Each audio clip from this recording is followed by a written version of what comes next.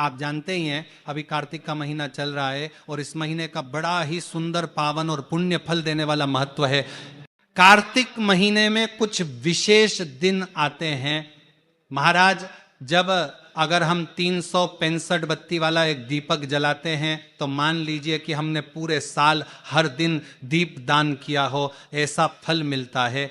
अब आप सोच रहे होंगे कि एक दीपक और 365 बत्तियां कैसे होगा ये सब। तो महाराज हम आपको धीरे धीरे बिल्कुल सहज शब्दों में बताते हैं। सबसे पहले बात करते हैं दीपक की। दीपक आप किसी भी प्रकार का बना सकते हैं। मिट्टी का दीपक, आटे से बना हुआ दीपक, या फिर नारियल का जो खोपड़ा होता है उसका आधा भाग काटकर दीपक की तरह इस्तेमाल कर सकते हैं।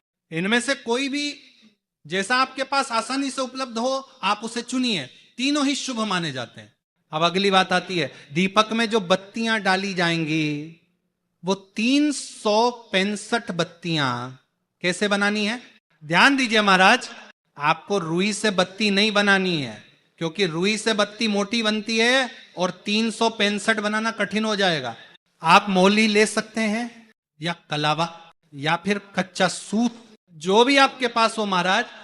बस उसमें एक बात का ध्यान रखिए, उस मौली या कलावे में कितने धागे हैं ये गिनना जरूरी है, क्योंकि एक पतला धागा ही एक बत्ती माना जाएगा। पूरी मौली को एक बत्ती मान लेंगे तो बहुत मोटी हो जाएगी और जल नहीं पाएगी।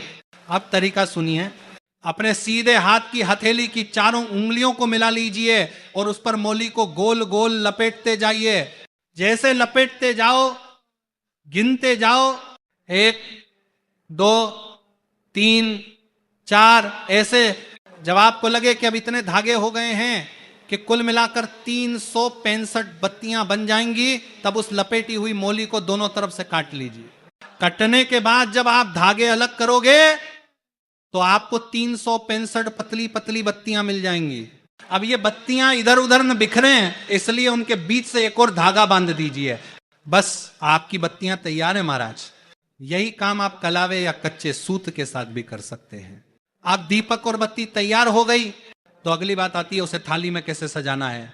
एक थाली लीजिए, उसमें रोली या हल्दी से एक स्वस्तिक बना दीजिए, फिर उसके ऊपर आप थोड़े से चावल डाल सकते हैं। लेकिन अगर ये पूजा एकादशी के दिन कर रहे हैं तो चावल मत डालिए, उस दिन फूलों की पंखुड़ियां या तिल का आसन दे दीजिए।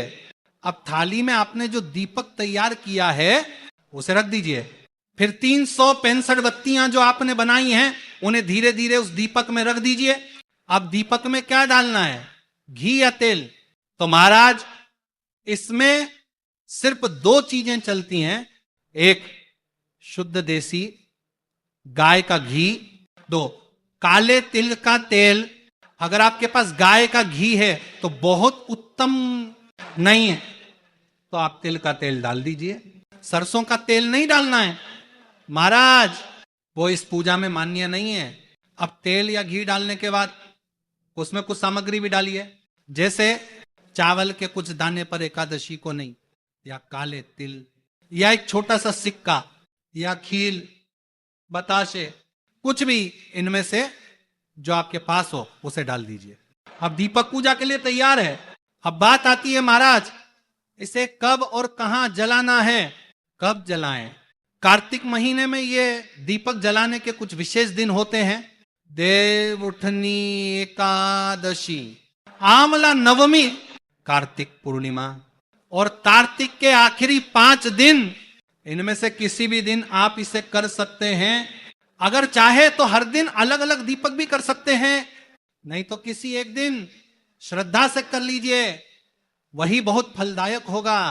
कहां जलाएं, आप ये दीपक अपने घर के मंदिर में रख सकते हैं, तुलसी के पास, रसोई में, या फिर किसी पेड़ के नीचे जैसे पीपल, शमी, आंवला, बेल, या आप मंदिर में जाकर भी जला सकते हैं।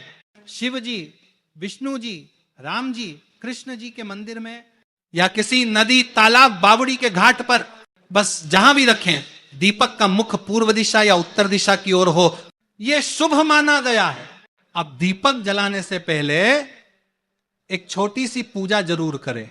दीपक के चारों ओर रोली, हल्दी चंदन से तिलक करें, उस पर खील बतासे या कोई फल जैसे केला का भोग लगाएं। अगर दीपक जलने में परेशानी आए तो बत्ती के सिरे पर थोड़ा कपूर लगाकर जलाइए।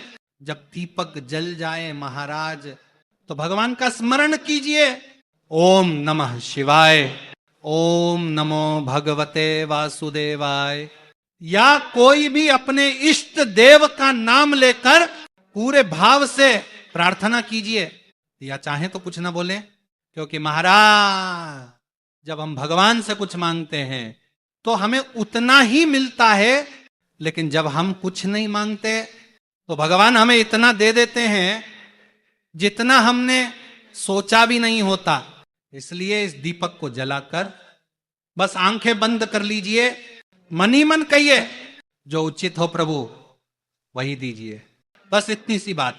अब कई महाराज सोचते हैं कि एक ही दिन में 5 दीपक बनाना कठिन है, तो कोई बात नहीं, एक दीपक भी आप अगर पूरी श्रद्धा, नियम और विधि से करते हो ना महाराज, तो वही पर्याप्त है, पूरे साल के दीपदान का फल मिल जाता है। अगर आपको बत्तियां बनानी कठिन लगे या आप चाहते हैं कि कोई आपको लाइव वीडियो में दिखाए कि कैसे बत्ती बनाएं, तो आप हमें कहिए, हम आपको दिखाएंगे। और किसी भी प्रकार की दिक्कत आए महाराज तो आप कमेंट करके हमसे पूछ सकते हैं, हम आपको अवश्य उत्तर देंगे। श्री शिवाय नमस्तुभ्यम महाराज।